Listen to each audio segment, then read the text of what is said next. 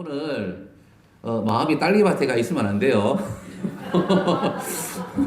예, 딸기밭에 가 있으면 안 되고 하나님의 은혜가 충만하고 또 마음속에 말씀이 충만해야지 또 딸기밭 가고 또 이렇게 은혜가 있습니다. 예. 자, 우리가 먼저 하나님 앞에 예배하는데 우리 시편 133편 말씀입니다. 1절에서 3절에 형제가 연합하여 동거하며 어찌그리 선하고 아름다운 고라고 하면서 아름다운 고 고백이 있는데 형제의 제목 형제의 연합. 자, 제목이 형제의 연합입니다. 이 형제의 연합이라는 그 제목으로 말씀 함께 나누겠습니다.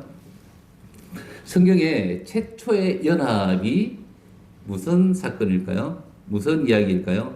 성경에서 처음으로 연합에 대한 이야기가 나옵니다. 어디에 나올까요? 무조건 처음은 창세기예요. 창세기에 아담과 하와인 것이죠. 하나님께서 아담을 만드셨는데 보기가 좋았습니까? 안 좋았습니까? 아니, 안 좋았어요. 혼자 있는 것이 외롭고 나중에 보기 좋았더라라고 이야기했습니다. 하나님께서 아담 혼자 만들어 놓았을 때에는 외로워 보였던 거예요.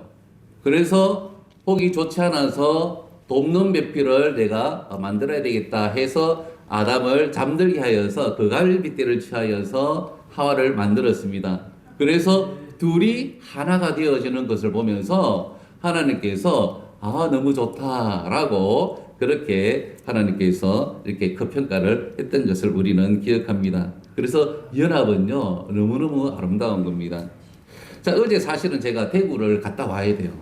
대구를 갔다 왔어야 되는데, 기차표도 없고 여러 가지 상황들 때문에 가지 않았습니다.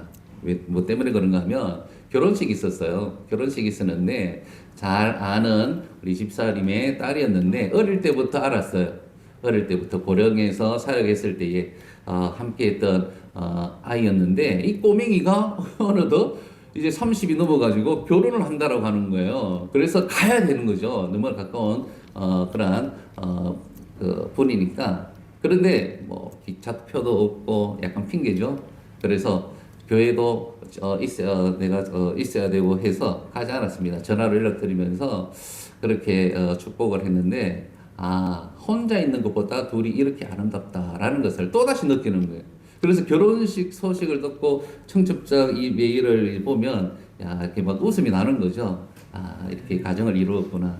그래서 한 사람보다 두 사람이 낫고 두 사람보다 세 사람이 낫고 세 사람들보다 10명의 그 연합이 좋다라는 것을 우리는 경험하게 되었습니다.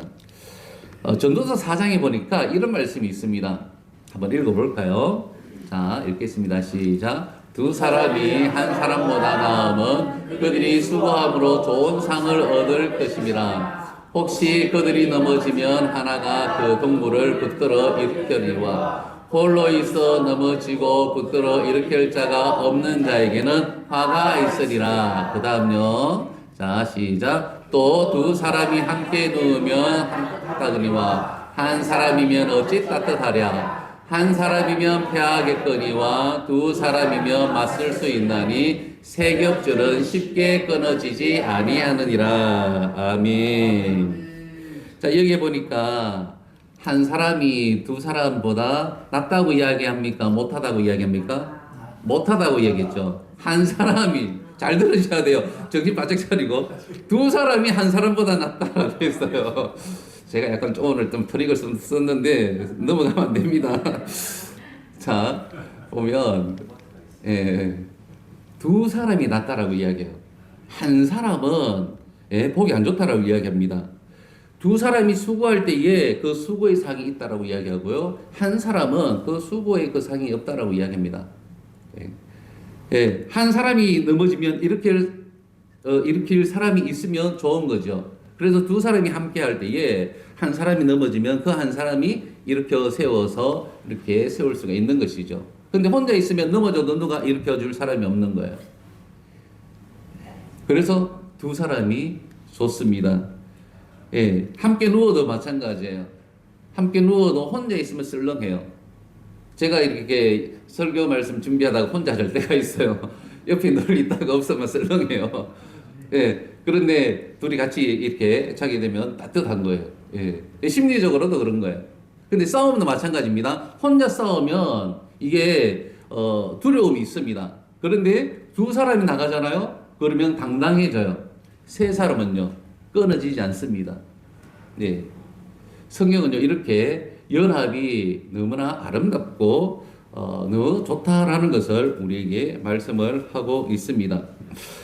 그래서 신앙생활은요 혼자 생활하는 것이 아닙니다.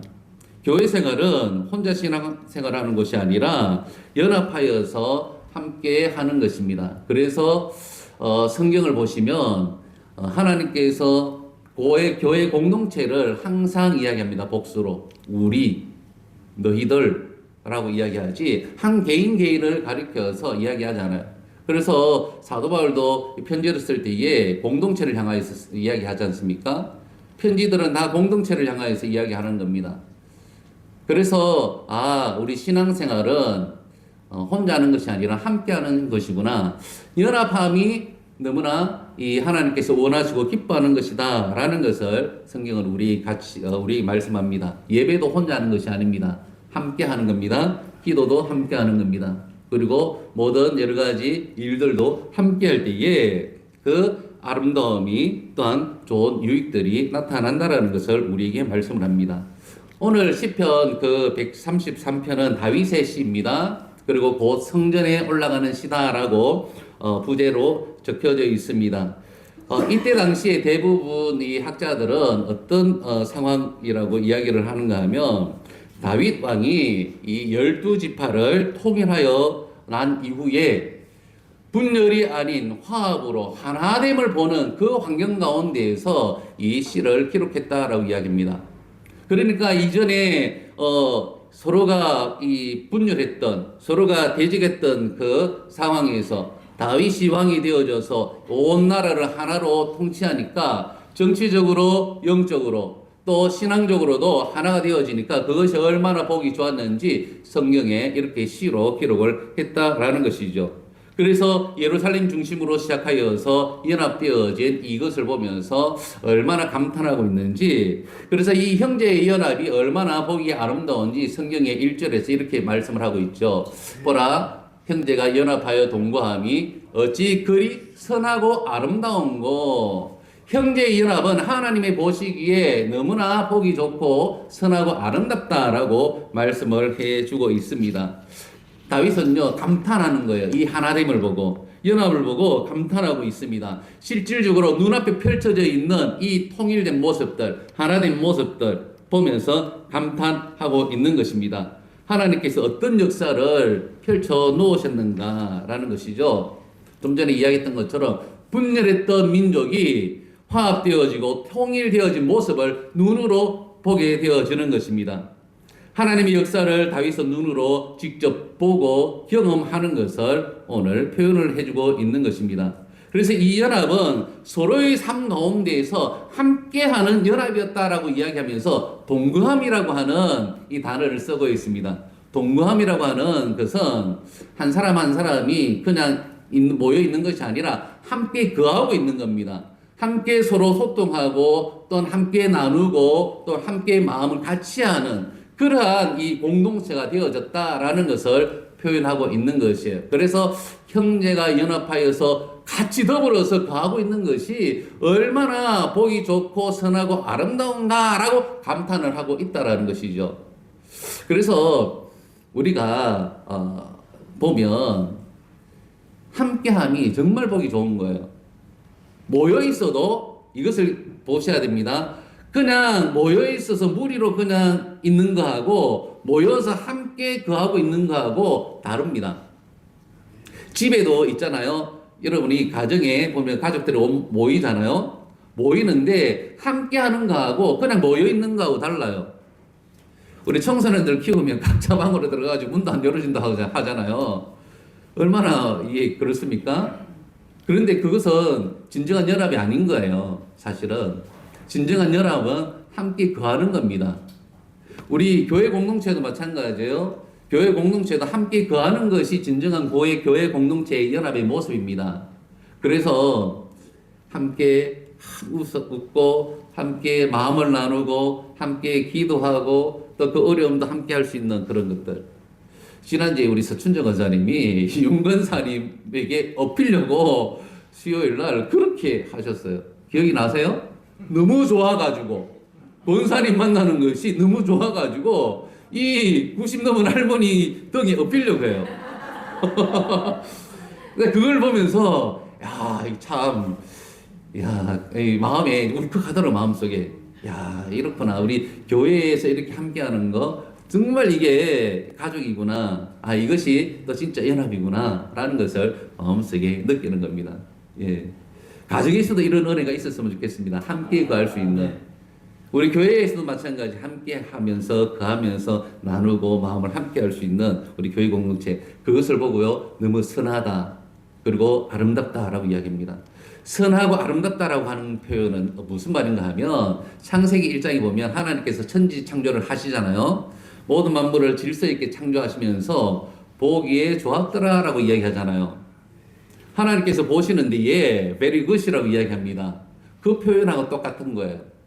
형제가 연합하여 동거하는 그 모습을 보니까 너무 보기 좋고 아름답고 very good이라고 하는 거예요.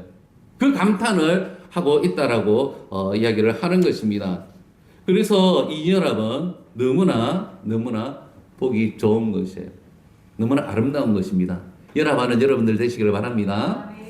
예. 그리고 두 번째로는 오늘 성경에 보니까 형제의 연합은 하나님으로부터 흘러나온다라는 것을 우리에게 말씀을 해주고 있습니다. 하나님으로부터 흘러나오는 은혜가 진정한 형제의 연합이다라고 말씀을 하는 것이죠. 2절에 보니까 이렇게 말씀을 합니다. 읽겠습니다. 머리에 있는 보배로운 기름이 수염 곧 아론의 수염에 흘러서 그의 어깨까지 내림 같고. 아멘.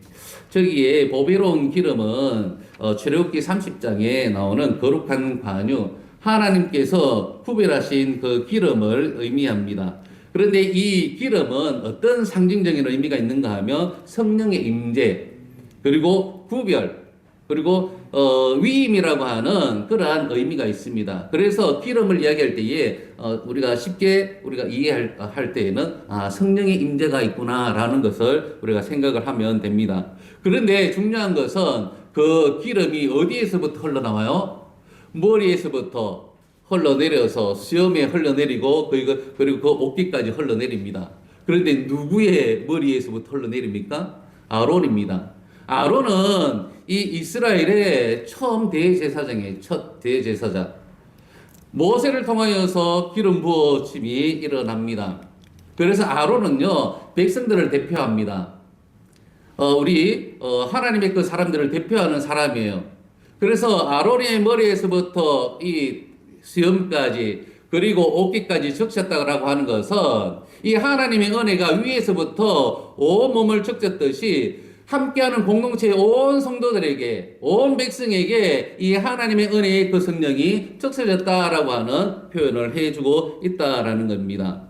그래서 이 형제의 연합은요, 얼마나 아름다운지 정말 이 하나님께서 주시는 그 은혜가 공동체 전체를 적신다라는 거예요. 가장에게 하나님께서 은혜를 주시잖아요. 그러면 함께 연합되어진 이 가족들 온 전체가 그 은혜를 함께 누려요. 서로가 영적인 영향력을 미친다라는 거 기억하시면 좋겠습니다. 예, 좋은 영향도 미치지만 악한 영향도 미쳐요. 그런데 오늘 성경에서는 하나님의 그 성령의 임재가 한 사람으로부터 흘러내려서 온 가족들, 함께 연합하는 온 성도들과 함께 한다라는 거예요. 그래서 여러분이 저를 위하여서 기도할 때에 늘 하나님의 성령으로 충만하게 해주시는 달라고 기도해 주셔야 돼요. 하나님께서 저로부터 시작하여서 우리 장로님들, 우리 온 성도들에게 하나님의 은혜가 흘러갑니다. 이게 질서인 거예요. 하나님께서 가정의 남편으로부터 하나님께서 은혜를 흘러보내셔요. 거꾸로 아래에서부터 올라오지 않아요. 은혜는요. 위에서부터 항상 내려옵니다. 그래서 가정으로부터 시작해서 내려가고 영적인 리더자로부터 하나님께서 성령을 흘러보내요. 그래서 가정의 가장, 또 회사에서는 사장님들, 또 교회에서는 리더자들이 굉장히 중요하다라는 것을 말씀을 해주고 있습니다. 그래서 이 위로부터 흘러내리는 이 은혜를 우리 모두가 누릴 수 있어야 됩니다. 어떤 자에게 이 은혜가 있을까요? 연합하는 자, 그 안에 거하는 자, 그 안에 거하는 자가 누리는 거예요. 그하지 못하면요, 그 은혜를 누리지 못합니다. 주님께로부터 꼭 붙어 있는 모든 사람들이 그 은혜를 받아 누릴 수 있는 거예요. 우리 한빛교회에 속해 있는 우리 성도님들은 그래서 책임감을 좀 가질 수 있어야 되는 겁니다. 한빛교회에 주님 되시는 우리 주님의 그 은혜 안에서 또 목회자인 저와 우리 장로님들과 우리 온 성도들이 함께 할 때에 누릴 수가 있는 거예요. 여기에서 거하지 못하고 떨어져 있잖아요. 그러면 그분들은 은혜를 못 누리는 거예요. 왜냐하면 하나님께서 머리에서부터 흘러내려서 수염으로부터 흘러내려서 어깨까지 다 적시는데 거기 함께하지 못해 보세요. 연합되지 않으면 그것을 누리지 못합니다. 쉬운 예로 우리 지금 딸기밭에 가잖아요. 온 성도들 같이 가면 그 딸기밭에서의 그 연합이 누려지는 거예요. 그런데 멀리서 구경만 해보세요. 그러면 그 체험을 못한다라는 것이에요. 가정에서도 마찬가지예요. 중요한 일들을 행할 때에, 함께 할 때에, 함께 내가 그 소속되어져서 함께 할 때에 그것을 누릴 수가 있는 거예요. 그래서 연합이 이렇게 중요하다라는 것을 우리에게 말씀을 해 주고 있습니다. 우리 성도님들 위로부터 주어지는 하나님의 은혜와 성령의 기름 부으심이 우리 모두에게 있기를 바랍니다. 자, 우리 세 번째로는요, 이렇게 말씀을 해주고 있습니다. 3절에 보니까 굉장히 중요한 말씀을 해주고 있어요. 형제의 연합의 자리에 하나님께서 생명의 복을 명령하셨다라고 말씀을 해주고 있습니다. 연합의 그 결과는 생명의 복이다라는 것이죠. 자, 3절 한번 읽겠습니다. 자, 시작. 헐몬의 이슬이 시온의 산들에 내림 같도다. 거기서 여호와께서 복을 명령하셨으니 곧 영생이로다. 아멘. 이 시편은요, 시입니다. 시라서 함축적인 의미가 굉장히 많이 담겨져 있는데 저기에 3절에 보니까 헐몬의 이슬이라고 하는 표현이 있죠. 헐몬은 무슨 말인가 하면 헐몬은 산입니다. 이스라엘 북쪽 끝에 위치한 아주 높은 산입니다. 사계절 물이 풍부하고 이슬이 많아서 물을 공급하는 근원지이고 굉장히 비옥한 산이라는 것이죠. 그런데 그 밑에 이 헐몬의 이슬이 어디까지 내려가는가 하면 시온의 산들까지 내림 같도다라고 하면서 시온의 산들을 이야기해요. 시온은 예루살렘을 이야기하고 있거든요. 이 예루살렘은 이 이스라엘의 남쪽에 위치하고 있어요. 그래서 거기에는 언덕도 있고 산들이 참 많이 있는 거예요. 그런데 현실적으로는 저 북쪽에 있는 높은 산에서 있는 이 물이 이 남쪽에 있는 이 시온까지 내릴 수가 없는 것이죠. 흘러내릴 수가 없는 것이죠. 그런데 오늘 성경에 연합은 이것을 가능하게 한다라고 말씀을 해주고 있어요. 연합은 하나님의 초자연적인 역사로 이 모든 이 하나님의 이 생명이 흘러간다라는 것을 우리에게 말씀을 해주고 있습니다. 제가 선교하면서 그것을 많이 느꼈어요. 우리 선교사님들이 세계 각곳에 흩어지잖아요. 복음을 전하는 데에 생명의 역사가 일어나는 거예요. 하나님께서 한 사람을 불러서 또 한 가정을 불러서 보내시는데 이 산을 넘고 국경을 넘고 넘어가게 하시는 것이죠. 그래서 그곳에 생명을 낳게 하는 거예요. 그런데 저기에 보니까 연합하는 그 자리에 무엇을 이야기하는가 하니까 여호와께서 복을 뭐라고 이야기합니까? 명령하셨다라고 이야기합니다. 복을 명령하시는데 그곳에 뭐가 있습니까? 영생이 있다라고 말씀을 합니다. 연합하는 곳에 하나님께서는 초자연적인 역사를 일으키실 뿐만 아니라 그 연합의 그 자리에 주님께서 명령하시는데 생명의 역사가 있다라는 겁니다. 가정의 연합 속에서 생명의 역사가 있기를 바랍니다. 아멘. 또 우리 교회의 연합 가운데 주님께서 명하셔서 생명의 놀라운 역사가 있는 우리 한빛교회 되시기를 바랍니다. 아멘. 또 여러분들이 거하는 곳곳에 여러분이 진짜 이 연합의 중심이 되어져서 하나님께서 생명을 낳는 저 생명은 영원한 생명이잖아요. 영생은 영원한 생명이고 풍성한 삶을 이야기를 합니다. 그래서 이 연합이 굉장히 중요한 거예요. 그래서 이 오늘날 개인주의 있지 않습니까? 개인주의, 나만 잘 되면 돼 라고 하는 이 개념들을 우리는 탈피해야 됩니다. 벗어나야 됩니다. 나만 잘 되면 되는 것이 아니라 우리가 연합해서 잘 되어져야 되고 연합해서 생명을 낳고 연합해서 풍성한 삶을 우리가 누릴 수 있어야 되는 겁니다. 그래서 초대 우리 예루살렘 교회는요, 지난번에도 말씀을 했지만 서로 연합하니까 어떤 역사가 일어납니까? 부흥의 역사가 일어나죠. 그런데 사도행전 4장에 보면 가난한 자들이 들어와서 가난에서 벗어나서 부유하게 되는 역사가 일어나는 거예요. 왜냐하면 그 안에는 생명의 역사가 있을 뿐만 아니라 풍성함의 역사가 있는 것이기 때문에 그런 것입니다. 그래서 우리는요, 예수 그리스도 안에 그하는 연합, 주님과 연합되어지고 또한 주님과 연합되어진 우리 성도들이 연합되어져서 이 생명의 역사를 누릴 수 있어야 됩니다. 그래서 제가 기도하면서 느끼는 것인데 우리 한빛교회가 부흥할 수 있는 길은 우리가 연합되어지는 이 마음을 끝까지 지키는 거예요.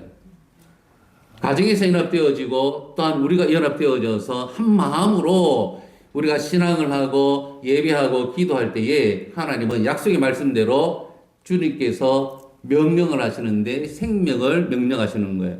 그러면 생명을 낳고 생명이 일어나고 또한 생명이 탄생하고 또한 그 생명의 그 풍성함이 하나님께서 명하셨기 때문에 어떻게 될까요? 명령하신 대로 하나님께서 이루어지게 하신다라는 겁니다.